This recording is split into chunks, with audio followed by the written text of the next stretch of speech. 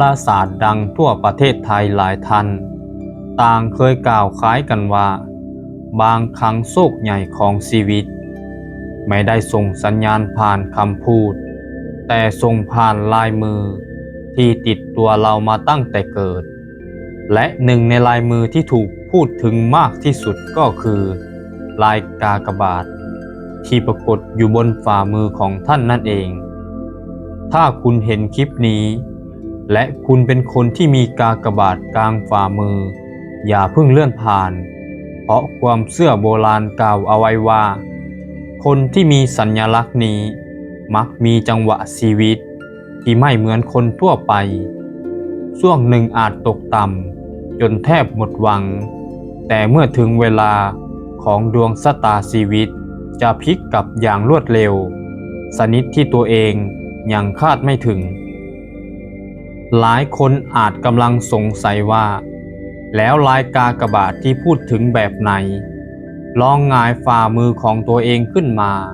แล้วสังเกตบริเวณกลางฝ่ามือหากมีเส้นสมองสองเส้นตัดกันเป็นรูปกากบาทชัดเจนความเชื่อของตำราโบราณมองว่า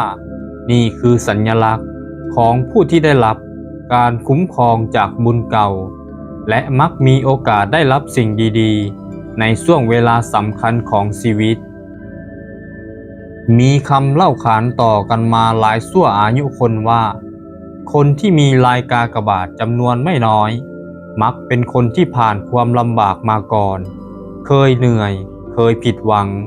เคยถูกคนดูถูกแต่กลับไม่ยอมแพ้และเมื่อถึงจังหวะที่เหมาะสมโอกาสใหม่จะเข้ามาอย่างต่อเนื่องทั้งเรื่องงานการเงินหรือผู้ใหญ่ที่ยื่นมือเข้ามาช่วยเหลือโบราณยังเชื่ออีกว่าลายกากบาทไม่ได้หมายถึงโชคที่เกิดขึ้นโดยไม่มีเหตุผลแต่เป็นเหมือนเครื่องเตือนให้เจ้านั้นเตรียมตัวเมื่อโอกาสมาถึงคนที่ขยันอดทนและกล้าตัดสินใจจะสามารถคว้าโอกาสนั้นเอาไว้ได้ส่วนคนที่ปล่อยให้ความกลัวครอบงำก็อาจพลาดจังหวะสำคัญไปอย่างน่าเสียดายหลายคนที่เคยศึกษาตำราลายมือมักพูดตรงกันว่าคนที่มีลายกากบาทมักมีสัญชาตญาณที่ดีเวลาจะเกิดเรื่องสำคัญมักรู้สึกแปลกๆล่วงหน้าบางคนฝันแปลกบางคนเจอเหตุการณ์ที่ดูเหมือนบังเอิญแต่กลับกลายเป็นจุดเปลี่ยนของชีวิตภายหลังอย่างไรก็ตามความเชื่อนี้ไม่ใช่คำทำนายที่รับประกันว่าจะเกิดขึ้นกับทุกคนเพราะชีวิตของแต่ละคนยังขึ้นอยู่กับการกระทำความพยายามและการตัดสินใจของตัวเองด้วยลายมือจึงเป็นเพียงส่วนหนึ่งของความเชื่อไม่ใช่ข้อพิสูจน์ทางวิทยาศาสตร์แต่สิ่งหนึ่งที่หลายคนเชื่อเหมือนกันคือคนที่มีกากบาทควรรักษาความซื่อสัตย์ไม่เอาเปรียบผู้อื่นและมันสร้างบุญสร้างกุศลเพราะเมื่อบุญใหม่มารวมกับบุญเก่าจังหวะชีวิตที่ดีอาจเกิดขึ้นได้เร็วกว่าเดิมในช่วงเวลานี้หากคุณกำลังรอโอกาสใหม่ไม่ว่าจะเป็นการเปลี่ยนงานการเริ่มต้นธุรกิจการสอบการลงทุนหรือการเริ่มต้นการตัดสินใจในชีวิตหลายตำรามองว่า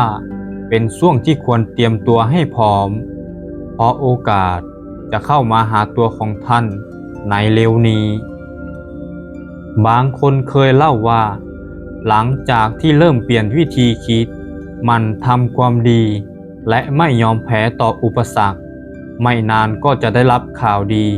ได้เลื่อนตำแหน่งมีรายได้เพิ่ม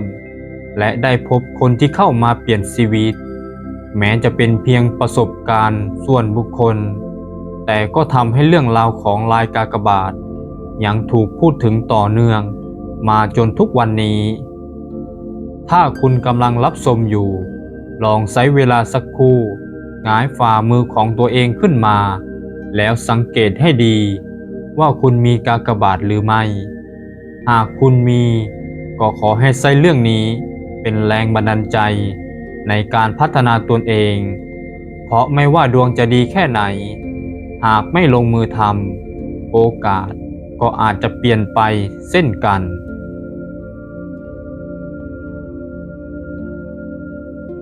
และถ้าคุณไม่มีลายมือกากบาทตรงกลางฝ่ามือ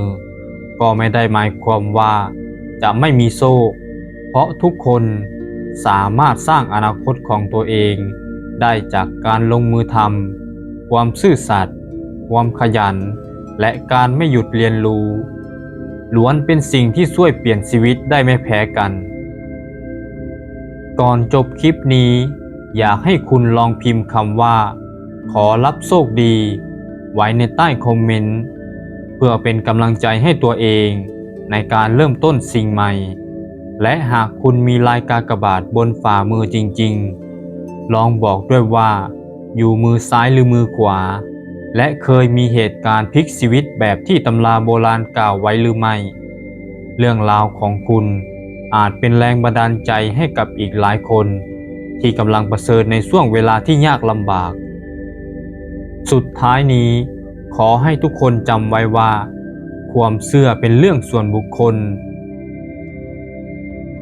สิ่งที่กำหนดอนาคตของเราได้ดีที่สุดยังคงเป็นการลงมือทำในวันนี้เพราะทุกความสำเร็จล้วนเริ่มต้นจากก้าวแรกของคนที่ไม่ยอมแพ้และไม่ว่าจะมีลายกากบาทหรือไม่ขอให้คุณพบกับโอกาสที่ดีและความสุขความมั่งคั่งร่ำรวยและความสำเร็จที่ตั้งใจไว้ทุกประการหลายคนที่ติดตามเรื่องลายมือมานานมักเล่าประสบการณ์คล้ายกันว่าก่อนที่ชีวิตจะดีขึ้นมักมีช่วงเวลาที่รู้สึกเหนื่อยที่สุดเหมือนทุกอย่างกำลังทดสอบความอดทนหากผ่านช่วงนั้นไปได้ก็เริ่มเห็นโอกาสใหม่เข้ามาทันทีอีกความเชื่อหนึ่งที่ถูกพูดถึงอยู่เสมอคนที่มีลายกากบาทควรใช้คำพูดด้วยระมัดระวังเพราะคำพูดที่ดีอาจนำมาซึ่งมิตรและโอกาสส่วนคำพูดที่รุนแรงอาจทำให้เสียโชคที่กำลังจะเข้ามาถึงหลายคนจึงเชื่อว่าการพูดจาสุภาพคิดดีและทำดีเป็นเหมือนการเปิดประตูรับสิ่งที่ดีเข้ามาในชีวิตนอกจากนี้ยังมีความเชื่อว่าหากในช่วงนี้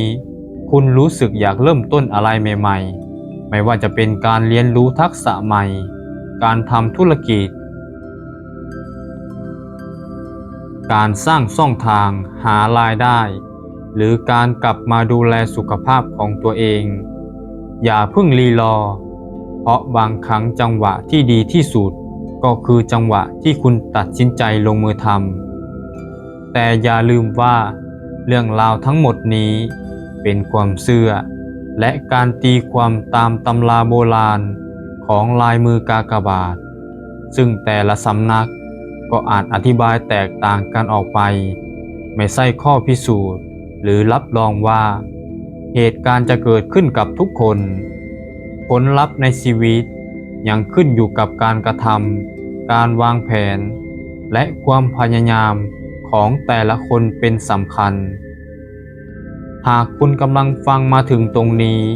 ลองหงายฝ่ามือตัวเองอีกครั้งแล้วพิมพ์ในใต้คอมเมนต์ว่ามีกากบาทเพื่อแบ่งปันประสบการณ์ของคุณและถ้าคุณมีเหตุการณ์ที่พลิกชีวิตจากร้ายกลายเป็นดีอย่างไม่น่าเชื่อก็เล่าไว้ในใต้คอมเมนต์นี้ได้เลย